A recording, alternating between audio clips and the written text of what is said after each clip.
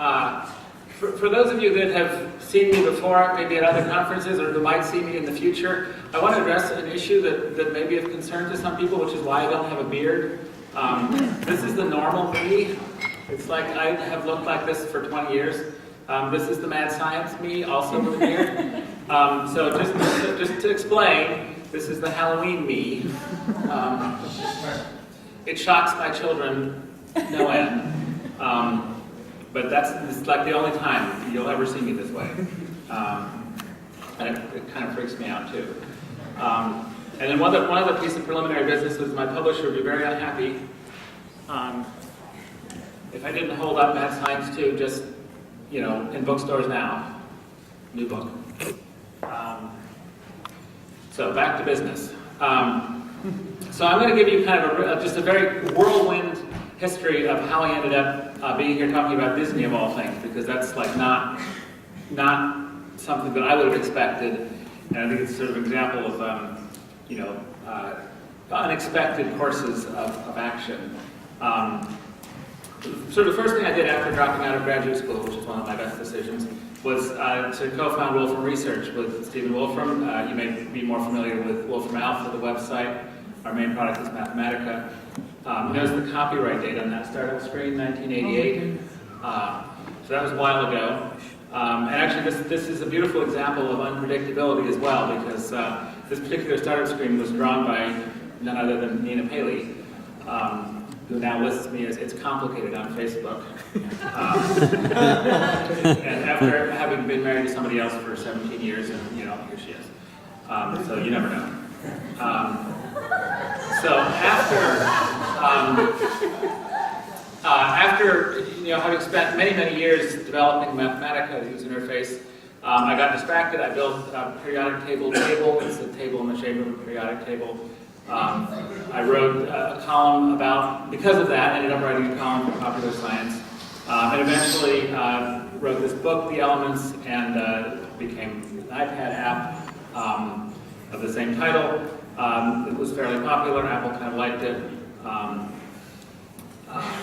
So we decided to, found a company to make more of them. So I co-founded Touch Press, principally with my partner, Max Whitby, who'd been collecting elements with me kind of on and off for 10 years. He's an ex-BBC television producer and interactive media producer of many years. And we kind of decided that we should make more things like the elements. So we've made about something over 20 apps, depending on how you count. Most of them have been App of the Week or Editor's Choice or whatever. A few of them have actually made money.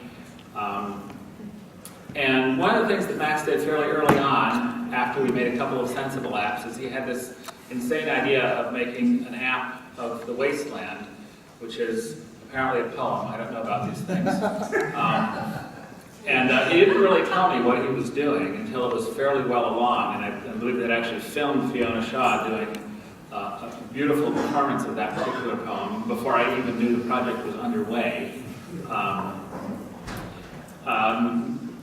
Because it was really kind of a nutty app to do. I mean, it's not a very commercial subject. It turns out to have been one of our most successful products. It was, the front page of the culture section in the Sunday Times in London. And somewhat unexpectedly, as senior vice president at Disney, he tells us that he spent his entire flight from New York to Los Angeles one time immersed in the Wasteland app, and got off the plane convinced that they ought to do something with us, just because it's, I guess he really learned something about the Wasteland and thought that this is a medium that Disney ought to do something with.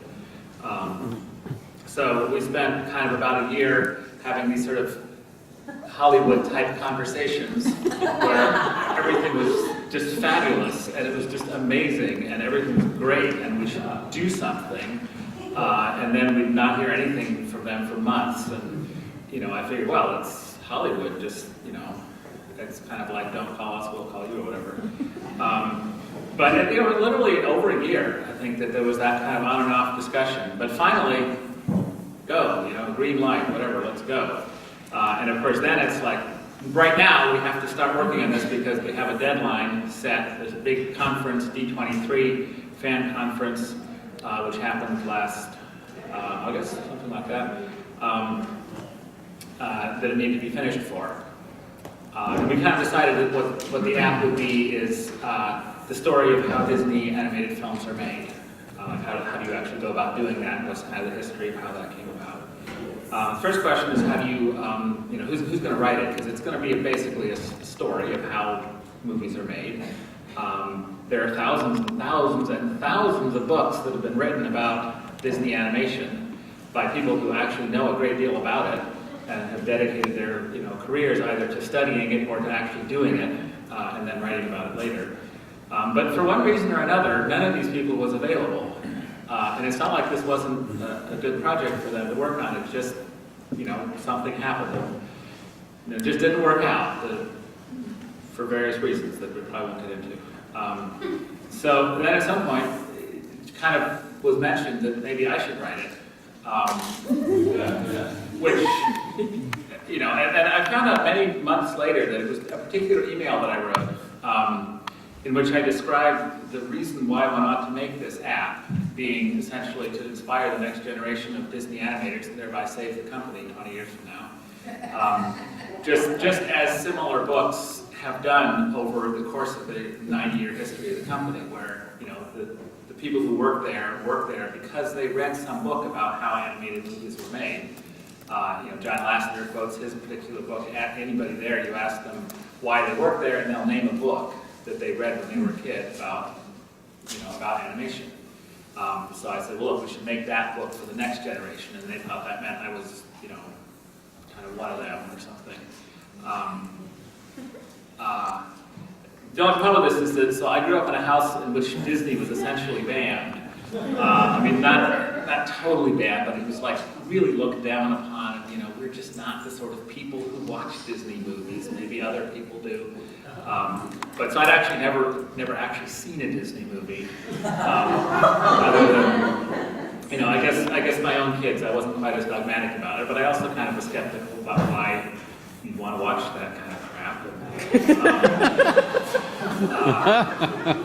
I didn't say any of that because they seemed like such nice people. And basically this just means that I now can have the zeal of the converted, and I can be, much more enthusiastically in favor of this wonderful stuff that they've done, because it's entirely new to me, and I had to kind of go back and go back to those same books and read all about what it was that Disney actually did back in the 20s and 30s and 40s and 50s and 60s and 70s and 80s and 90s and 2000s. And they've been at this for a very long time. They did some really interesting things. So I read a lot of these books. I spent a lot of time in airports and in the building which they have that has a hat on it, which is sort of the headquarters of their animation division. Kind of talked to lots of people and learned a lot about what they did. And it was actually sort of an interesting thing that I didn't realize until we were somewhat into it, that we'd actually never made an app before where the person writing the text was also the person kind of designing, directing the app as a whole. Because all of our other products, so even the Elements, which I wrote it before thinking that it was going to be an app. Some of our other products were written, decades before there were apps. And other ones, typically the author that we're working with is, they're like a real author, Simon Winchester or something like that. And we can't just kind of tell them, to rewrite everything 6 times over so it fits on the screen better. So this is the first time that we could actually kind of make everything work together. And it was an interesting process of, forming things around. So I want to now give you a demo. I was told that all I would do is just say something and it would switch, but that's obviously not the case. So I'm going to reconnect this. Can you do that? And I'm gonna make you listen to the startup sequence, which normally only happens when you launch it, because you have to be kind of there's audio also. Oh, yes. Actually, I can move over here because otherwise the microphone is in place.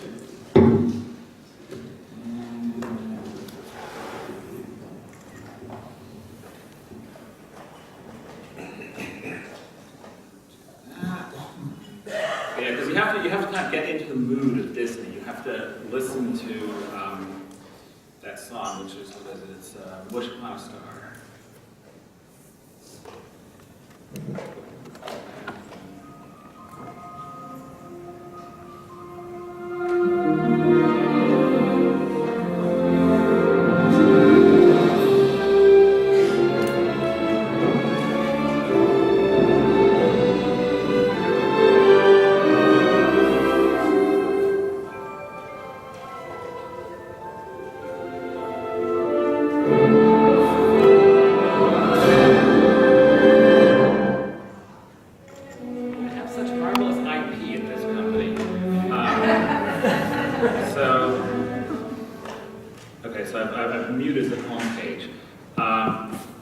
So I'm just going to kind of give you a quick tour through the thing. There's sort of two halves to it. The top half is the story of how animated movies are made. The bottom half is kind of interactive places you can explore. You can kind of go through different chapters. This one. So you know, it's basically it's a storybook. It's like a coffee table book about animation. Like which I say, there's thousands like that. One of the fundamental problems that all of those books have is that they're books about animation in which the pictures don't move. It's like animation is a topic that is just absolutely crying out to be written about in an interactive medium. So you know, we don't have that problem. All these pictures move.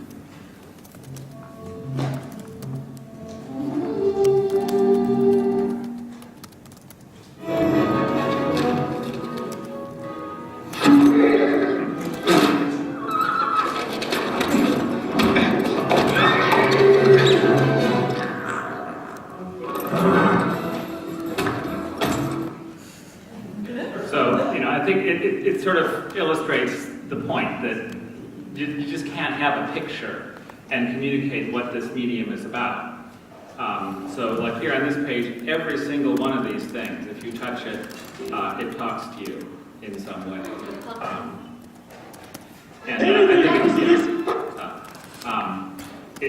It's a good sort of illustration of what the medium is for. It's like a topic that really wants to be in this medium. It's also a topic where you get to have a little bit of fun. I don't know if you've noticed the text kind of bouncing around here. As I'll get to in a little bit later, I'm not in favor of this kind of gimmick, like the fact that you can do this and play with the text. You know, I really disapprove of that, but we did it anyway, and the reason is because this is a book about animation, and this text is a particle system simulation, and it's actually addressed in chapter 7. What this text is about and why it behaves that way. And also the transition animations are incredibly short, so they don't get annoying. So let's see, there's all kinds of other stuff in here that I'm not going to show you because that's really not the point of this demo. We do have these beautiful rotations here. Animation maquettes photographed in our classic style. Then we have the bottom half, which is sort of interactive environments, places you can play. This one is the Frozen Snow. So there's a movie coming out later this month, actually, called Frozen, which is the next kind of feature film from Walt Disney Animation Studios. And it has a princess who I believe is an evil princess. I'm not really up on the story, but I think she's evil, called Elsa, who kind of shoots out this magical snow from her fingertips. And you can do this with your fingers, so I'm just going to swipe across here, and it does this effect. And this is kind of what I like to refer to as an authentic replica of the particle system code that is used in the actual animation of the movie. Of course, in the real thing, it's many millions of particles as opposed to about 120,000 here. But other than that, it recreates a lot of the sort of dynamics, and it's actually, it's using similar algorithms, and it is actually, this isn't meant to be just played with. It actually explains it puts up a vector field. It actually kind of explains how this effect is done, what's the math behind it, and but of course you can also just play with it. And it's kind of fun. Then we've got, this is sort of a very simple idea. This is kind of abstracted everything out of animation except the timing. And you can sort of play with this and try to make it look, it's a very bad bouncing ball initially, but if you adjust the timing right, which I'm... no, not really. This is Sourball or something from Wreck-It Ralph.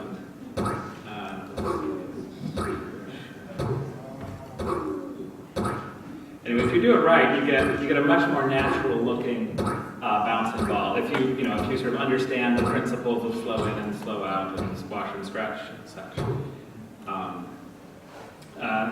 Several others here that we won't get into. The most elaborate one is this Vanellope tool. So this is taken directly from Wreck-It Ralph. It's the actual model, the CG model from the movie, cut down in polygon count a little bit. And this is designed to be sort of a sort of super simplified Maya-like environment. So it's not a video game environment, it's an animation environment. And it has tools that kind of mimic the kinds of tools that you have in Maya or such a similar sort of animation thing, including keyframing, so you can make concerted movements like that. You can then, of course, play. I've been messing with this one, so I'm not exactly sure what all she does.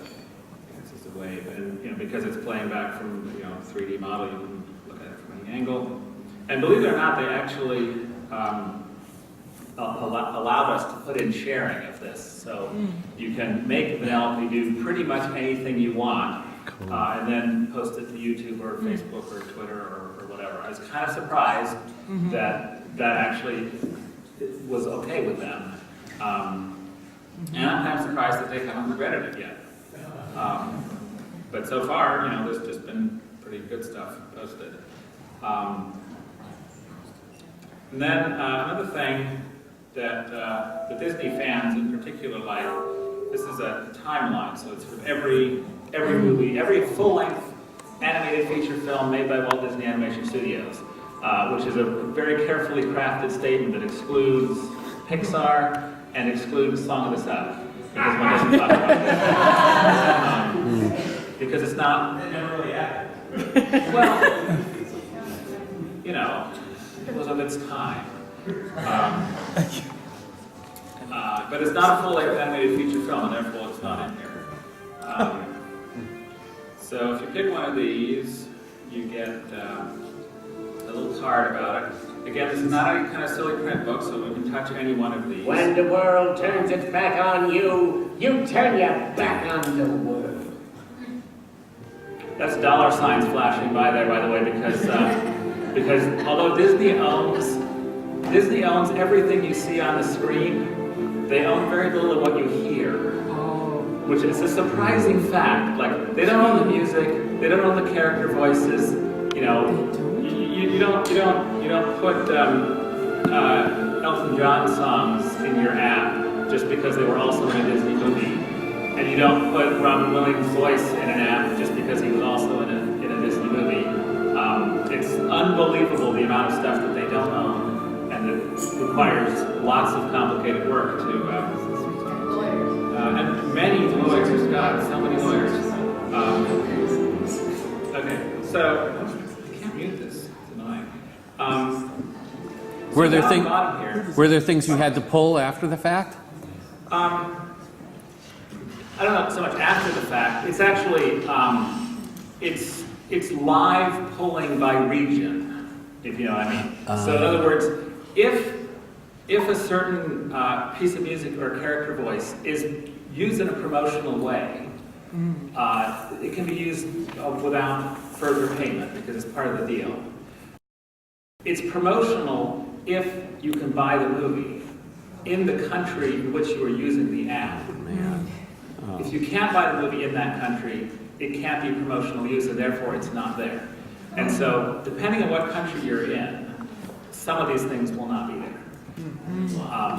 Which, you know, this is the nature of being Disney, because nobody lets Disney get away with anything.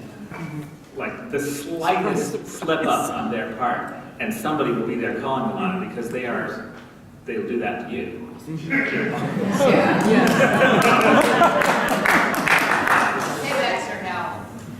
Yeah, I mean, who's gonna cut Disney some slack? Like, nobody is gonna cut them slack, and therefore they are, as the most paranoid people, in both ways, you know, in both directions. Cuts both ways. Which, you know, I mean, it's not my choice to live in that world, but there you go.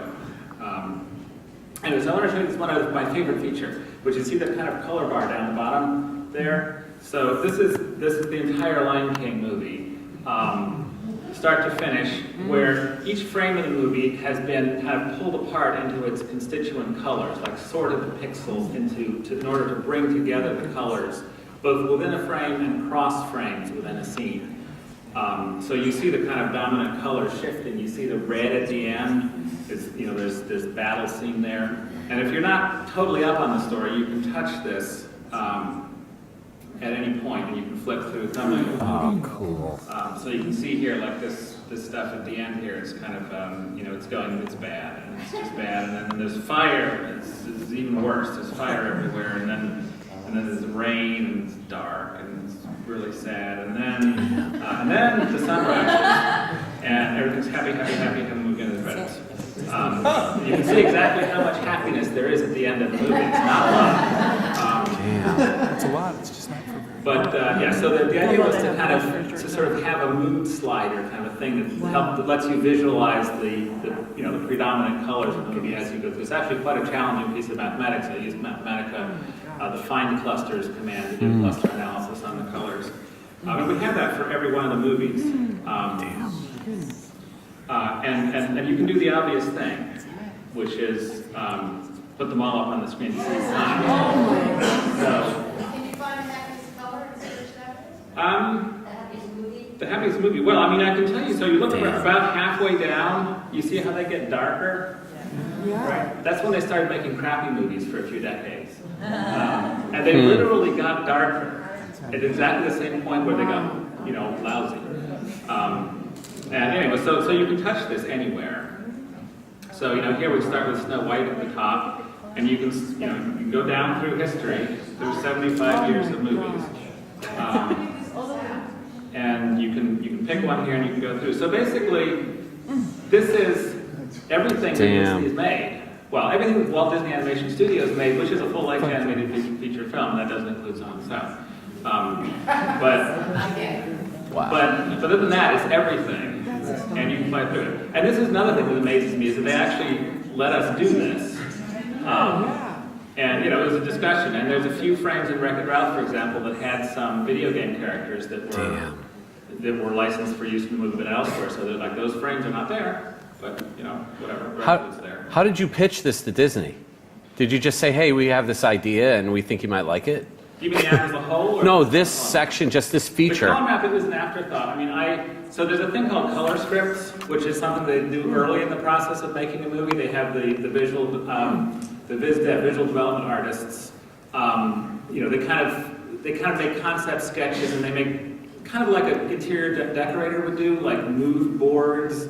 Only it's like the color mood. They kind of map out how the moods in the movie will shift as represented by the colors, and they draw kind of representative different colors. And then the animators, when they're making the movie, they refer to that, and they try to keep the colors consistent, because of course it's all made up, and if you don't have something to keep it consistent, it won't be consistent. And I was kind of thinking, I wonder if you can get the color script back out of the final movie and compare it to the starting point and see if they actually got it right. So I came up with this idea of doing the cluster analysis on the colors to produce that. And then, once I'd done one, I thought, well, it takes quite a lot. It's about 24 hours worth of computation on my little cluster to do that for one movie. And then I thought, well, I could do it for a couple more movies. And I thought, I can get my son to rip the Blu-rays. We can do the rest of the movies too. And eventually I'd done them all. And then I thought, well, we could put them all on the same screen because that would be awesome. And then, fortunately, the same senior vice president who wishes to remain in the sidelines or behind the scenes is an incredibly smart guy. I call him the smartest guy at Disney. And I basically just showed this to him and said, if you could get people, if you could get your lawyers to agree to do this, it would be so cool. And he being a smart guy realized how cool it would be. And in fact, as it turns out, although this was absolutely an afterthought and not in the budget and was just kind of something we threw in because it was so cool, in reviews of the app and if you sort of listen to the fan response, this is the one feature that they actually latched onto as the thing that is most unexpected and out of the ordinary and kind of not what you think is possible, really. Do you have any analytics in there to Yeah, it's very heavily used also. It is, yeah. Yeah, it's what people spend a good bit of time in. Yeah. Or at least they activate a lot of time. I think a lot of them may be that it's like one of the first things that you show your friends when you're like showing off this app because it's sort of you can immediately grasp it and it has a good wow factor. So I think the number of activations, of people going into that feature is probably pretty high because of in other words, it's a good sales tool. There's another way of looking at it. Anyway, so that's the app. How many hours of footage are actually in the app? Hours of footage. I don't know. I knew that at one point. I mean, it's like 1.5 gigabytes, something like that, as most of our apps are. And it's quite a couple hours probably. I don't really know. There's a lot of like high resolution images also. Well, you always need twice as much because what else is being installed and it's bigger and they're big apps. Our apps are all very big apps, and I don't know, they just are. Killer. iPads are too small is the problem. I've just had my mind blown. Yeah, I wish they made bigger. That's awesome. But anyway. What do you think? Okay, so let me go back to. Hey, what do you think? my talk. That was amazing. Killer.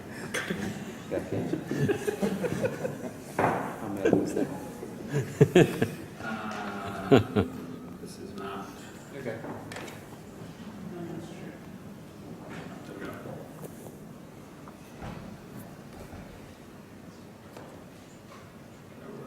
Okay. Right. So that's the app. So now I want to talk about a little bit about kind of the process of working with Disney and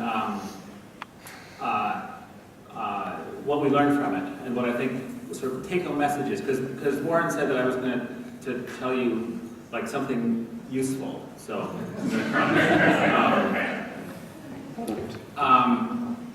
Right, so this was an example of like how to work with big companies. That is something that we kind of have practiced at Touch Press because we've done it with a number of different outfits. They have these maquettes, and I've got some here. So there's maybe a dozen of these or so in the actual app, but we photographed 65 of them roughly. These things are treated like national treasures. They have an animation research library. They have people in there. We work with the Field Museum in Chicago, for example, photographing their gems and gemstones collection, which is worth I don't know how many millions of dollars. And they were fairly picky. They had 2 armed guards by the door at all times when the display cases were open and we were photographing things. They were nothing compared to the Disney people in terms of the degree of paranoia and the protection of these artifacts. Like this is the actual Pinocchio that was used as reference by the animators. So they would hold this puppet up and they would move around and they would sketch it. And they have the actual thing there. And we put it on a turntable and didn't break it. And some of them are really quite beautiful little figurines, which were mass produced and everybody had them on their desk. All the animators had them on their desk when they were working on it, but now they're precious artifacts.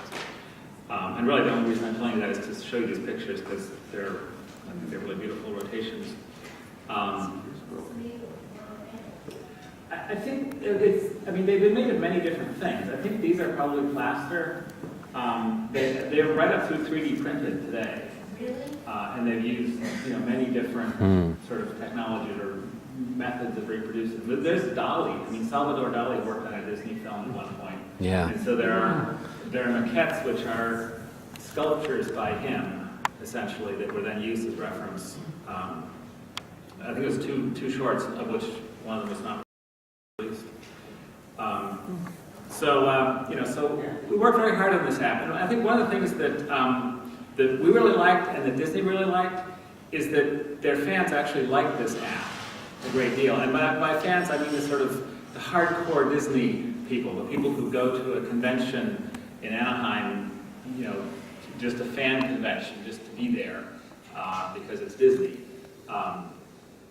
Disney's apps, by their own admission, have not been very good over the years. They have a lot of apps, and a lot of them are not really that great.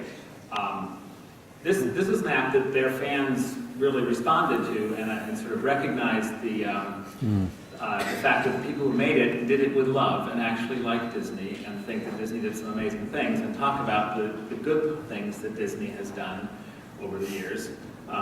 Nina refers to me as Disney's Leni Riefenstahl.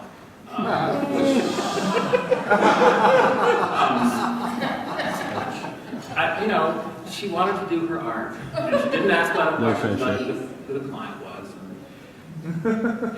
Anyway,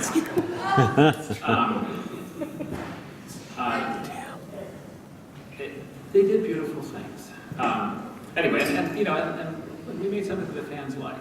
And so I mean, Disney really is a very interesting company. And it's wrong to conflate them with all of animation, and it's wrong to say that they invented animation, but they did amazing things. And they were sort of in the middle of what I think can only be described as the invention of a genuinely new medium, a new form of communication. So you have on the one hand books. Writing a book, you can write about anything, no matter how fantastical it is. If you have rabbits are all of your characters, that's fine. You can just say that in the book and people imagine it. And then there have been all the various forms of visual media, which the painting can tell a story, but it's not telling a book-length story with all of the complexities. It's woman laughing with salad. It's a story. Awesome. Oh, the Davids, yeah. Well, it's Google image search. I was on an airplane when I was filling out this talk, and it turns out with GoGo in-flight internet, you can get Google without paying for it. So there's all the images I could get from Google image search without actually going to any website. Good tip. So we have visual media, which doesn't tell long narrative stories, and then you have plays and live-action movies, which have this sort of very, visually immediate story. They can tell stories to people who can't read, but up until the most recent CGI, pseudo live-action movie, which is really animated, the stage plays and such, it's always had to be about humans. You couldn't really do pure fantasy, and animation. Once it became technically possible to make, multi-minute or hour-long animated movies, it was the first time that one could tell long narrative stories with a purely visual medium without even necessarily having words, let alone written words. And do that with, in a way that can be mass-produced, mass-distributed. That had not been possible before. And it's not that Disney invented it, but they had a lot to do with its development and its promulgation as a thing. And I think that one can learn a lot from what they did and how they did it. And so this is the point where I'm supposed to fulfill the promise of the thing in the little word here of actually saying, what can we learn? I'm not really sure, but I made some stuff up. So one is that animation was really a sideshow for a long time. At first it was just little zoetropes and kind of little loops and clips. And then it was kind of slapstick comedy shorts that you would see at the beginning of before a feature. It was not taken seriously. It was just a throwaway sort of a thing. And Disney did plenty of those. And there were people who made feature films, animated feature films, much earlier than Disney did. But they were experimental. They were not commercially successful. Disney just kept making shorts. They kept making shorts, and they made money, and they built up experience. Their artists got better and better at what they were doing. And when they felt the time was right, they went all in.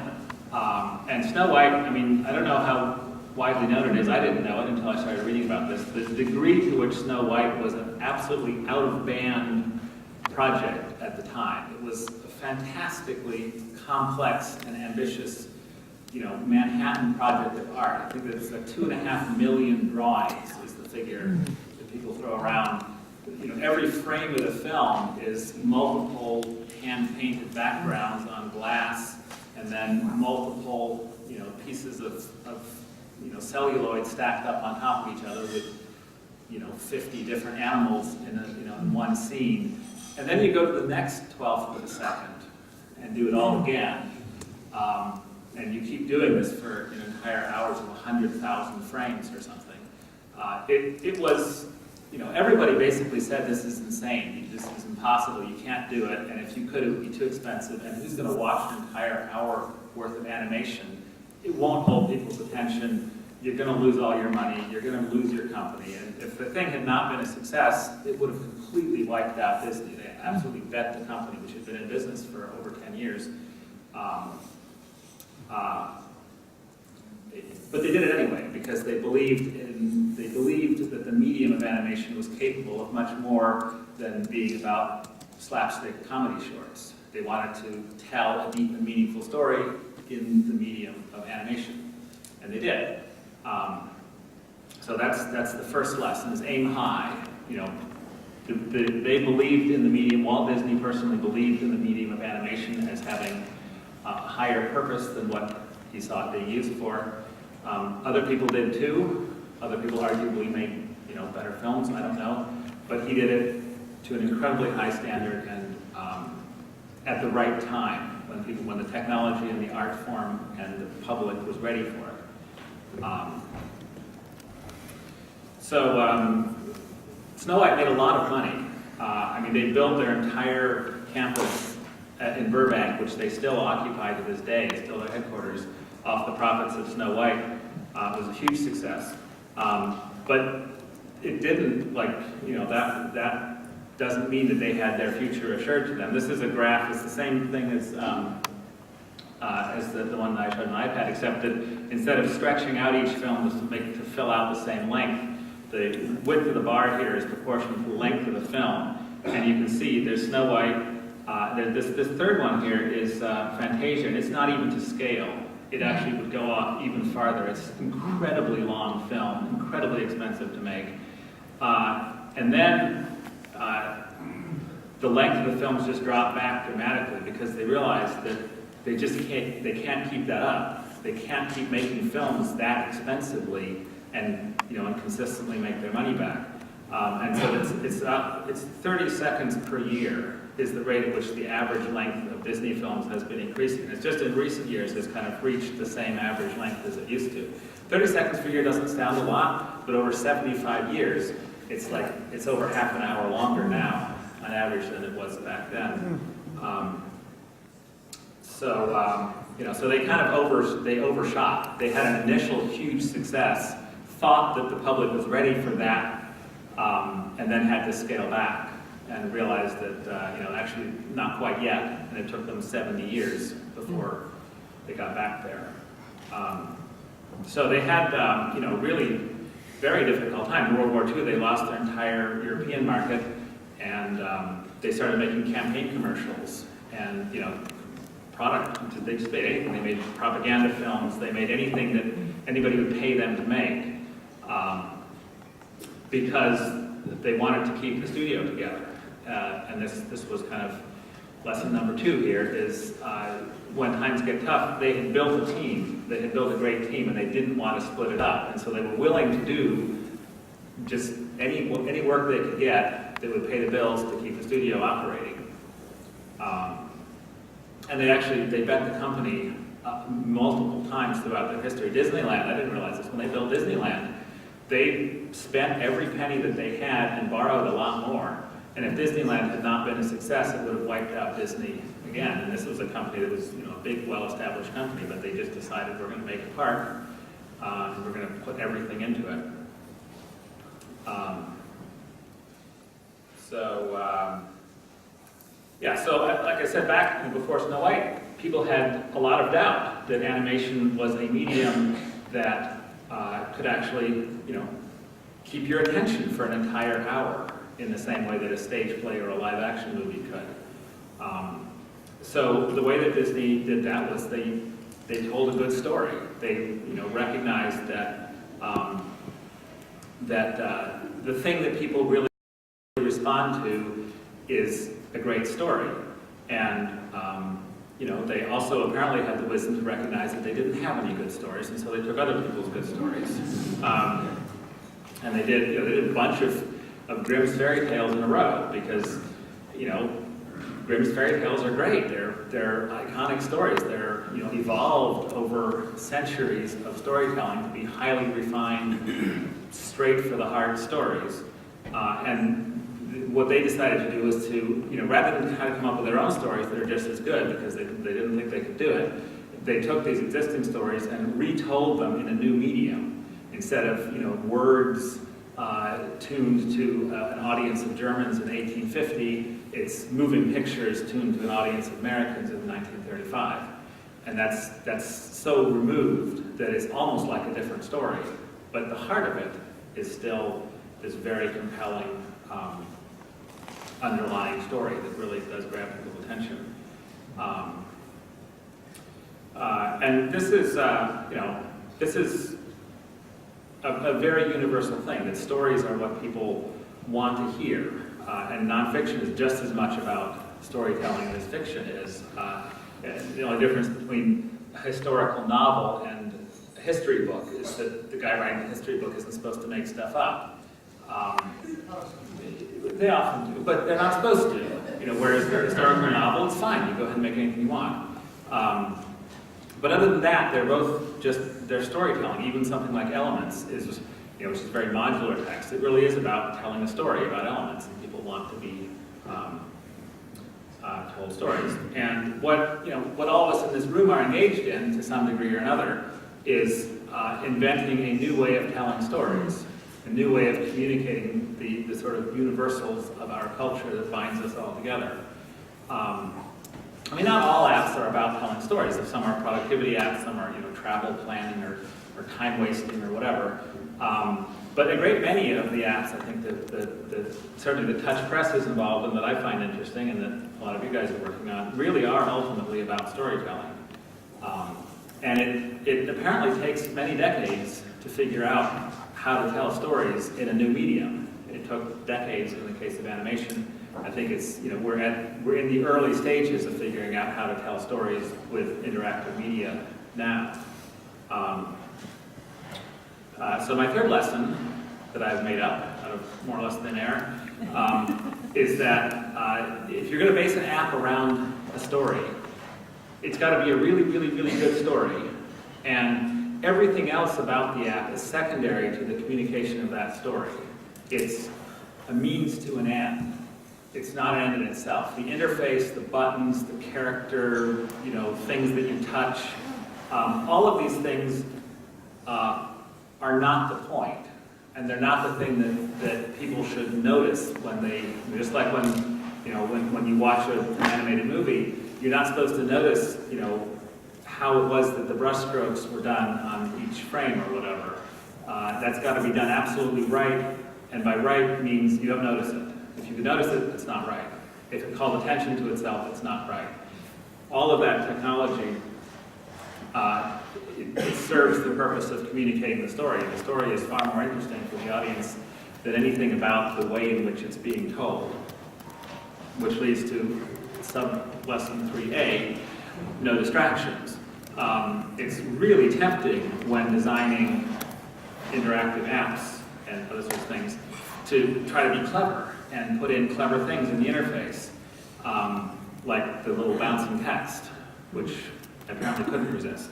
But this must be resisted. It's not the point. There's nothing you can possibly do in the interface that is as interesting as the underlying story that you're trying to communicate, the information that you're trying to bring across. And if there is, then your story isn't good enough, and you should get a better story. Because that's really what people want. They want to be, they want to learn something. They want to advance in some way. So story. And you go to Disney, they're all about story all the time. But technology matters a lot too. And there's this famous quote by John Lasseter called "Art challenges technology, technology inspires art." This, you could have just as well said this about interactive media as about, in his case, 3D, CG animation of the Pixar style. It's very much a two-way street. That you sort of have a vision for how something should work, and you have to drive the technology. You have to try to get the developers to do the thing that you want to from a sort of the artistic storytelling point of view. But at the same time, you have to respect the fact that the technology is kind of whispering to you things it can do.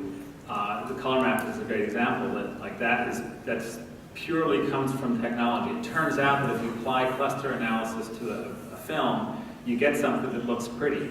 And if you put them together, you get something that actually is quite interesting from a communication point of view. That came completely, as an inspiration from the underlying technology and the mathematical analysis that was done for unrelated reasons. And that applies in all domains. And Disney was constantly, pushing technology. So they, film was not good enough for them. They worked closely with the Technicolor company to develop entirely new kinds of color film, so that their movies would look better, because they didn't think that at that level of development where color film was at, that their movies would be good enough for people to be willing to watch them, and so they improved the film. And they pushed technological advances sort of throughout the film industry in order to get their stuff to work. So lesson 4, I think the state of technology in interactive media is not kind of ready yet. I mean, in the case of film, through the 30s and the 40s, whatever, film was a problem, and you kept having to work at trying to get better film. And then eventually, say in the 50s or 60s, film was just good enough. And other than technical experts, nobody really had to worry about it.